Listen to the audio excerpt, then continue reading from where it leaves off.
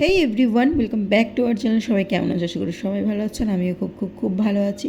তো হায়দ্রাবাদে বোনাল উৎসব কীভাবে পালন করা হয়, তো চলো তোমাদের সাথে পুরো ভিডিওটা শেয়ার করি। তো এখন আমি যাচ্ছি ওল্ড সিটি, কারণ ওখানেই বোনালের যে জুনুসগুলো হয় বেরোয়। কালকে ছিল বোনাল, তো বোনালটা হয়ে গেছে, আজকে জুনুস বেরোবে। তো জুনুসে কী কী বেরোয়, কীভাবে বেরোয়, কেমন সাজে, সবটাই তোমাদের সাথে শেয়ার করব।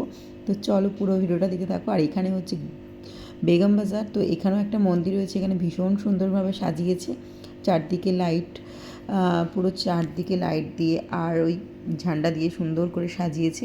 আর এখানটা ভীষণ পরিমাণে জ্যাম ছিল, কারণ জুনুস বেরিয়েছে, ওইদিকে রাস্তা পুরো বন্ধ, তো এই দিকটাই খোলা, তো সেই কারণেই এখানটা ভীষণ পরিমাণে জ্যাম হয়েছে। আর এই রাস্তাটা যাওয়ার সেহেতু এটাতে একটু কম, তবু এইখানটা কম, কিন্তু আমরা যখন আসলাম ওই সাইড থেকে বাজারে, ওই সাইডটা বাজারের পাশটা ভীষণভাবে জ্যাম ছিল।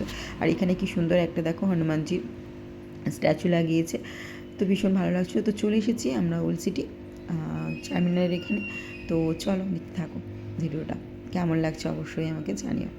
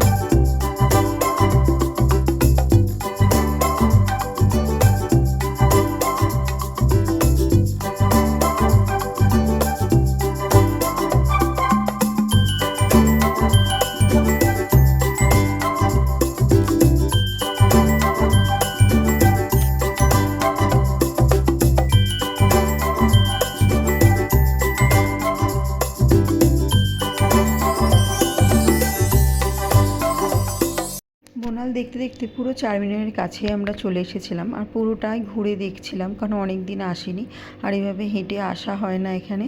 কারণ আগে যখন এখানে থাকতাম তবুও আলেকালে আসতে ইচ্ছে করলে আসতাম, এখন তো আর আসা হয় না, কারণ অনেকটা দূরে চলে গেছি। আর গাড়ি রেখে এসে কোথায় গাড়ি পার্ক করব, খুব সমস্যা। আর এইগুলো না অনেক আগে চলে গেছিলো, তখন আমরা আসিনি, তো ওগুলোই ফিরছে। আর এই গণেশ যে মন্দিরটা রয়েছে, বরকে বললাম চলো না ওই দিকটা নিয়ে চলো, গণেশ মন্দিরটা একটু দর্শন করে নিই। তো গণেশ মন্দিরটা দর্শন করে এখন আমরা বাড়ির দিকে রওনা দিচ্ছি। তো এখন একটু যাব, টুকটাক কেনাকাটা আছে, চায়না মার্কেট থেকে কিছু কেনার আছে, তো সেগুলো কিনে টিনে এখন বাড়ি চলে এসেছি। আলাদা তুলবি তো হাতগুলো। মেয়ের এই যে চুড়ি পরেছে, মা যে সবুজ চুড়ি পরেছে, ওকে তো চুড়ি পরতেই হবে। আমি তো পুজো করে পরেছি, ওকে তো বাচ্চা মানুষ, তো ওকে বললাম ঠিক আছে তুমি গ্রিনটা পরো না, তুমি ব্লুটা পরো, তো ও তাতেই রাজি, খুব খুশি। চুড়ি পরিয়ে দিয়েছি 2 হাতে ভর্তি করে। তো আমার চুড়িগুলো বেড়ে গেছিলো, তো সেই জন্য আমি আবার চুড়ি পরে এসেছি। তার মধ্যে নিয়ে এসেছি কতগুলো ভেঙে গেল, করেছিলাম বেড়ে গেছে, তো এবারে আমি একদম 2 ডজন নিয়ে চলে এসেছি। কেন তো এই যে ওল্ড সিটি গেছিলাম, তো সেই জন্য মিষ্টি নিয়ে এসেছি। মিষ্টিগুলো এবার এই টিফিনে দেবো। চলে এসেছি। মেয়ে আমার মিষ্টি খায় না, কদিন ধরে বলছে ওর নাকি খুব মিষ্টি খেতে ইচ্ছা করছে। আর ফ্রিজে তো আমি বললাম যে যখন ইচ্ছা করছে তো দাঁড়া, কদিন ধরে খালি বলছে আমার না, তো ড্যাডি বললো তাহলে নিয়ে চল মিষ্টি। আমার মিষ্টি কিছু নেই, তো খাজা ফাজা এনে দিচ্ছিলাম এখানে, বাঙালি মিষ্টি, ওই জন্য আমি গিয়ে এনে দিলাম।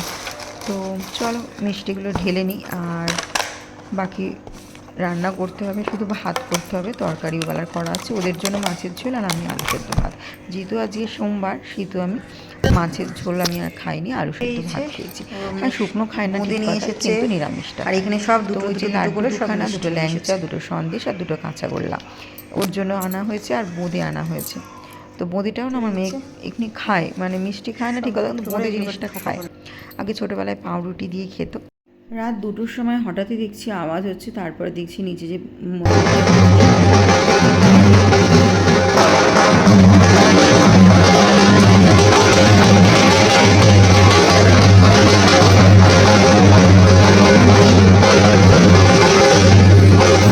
ভিডিওটা আমি আজকে এখানেই